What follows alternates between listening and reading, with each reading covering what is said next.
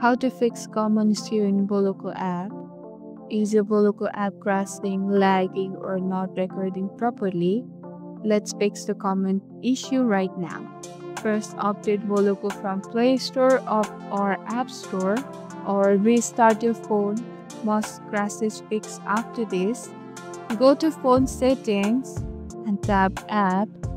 Go to Boloco and permission or enable microphone access, and plug in your headphone if you want clean monitoring.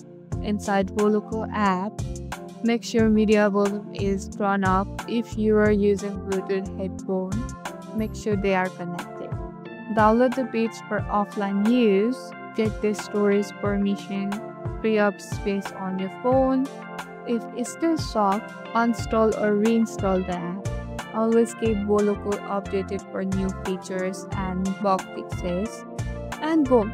Boloco is back in action. No more glitches, just pure creativity.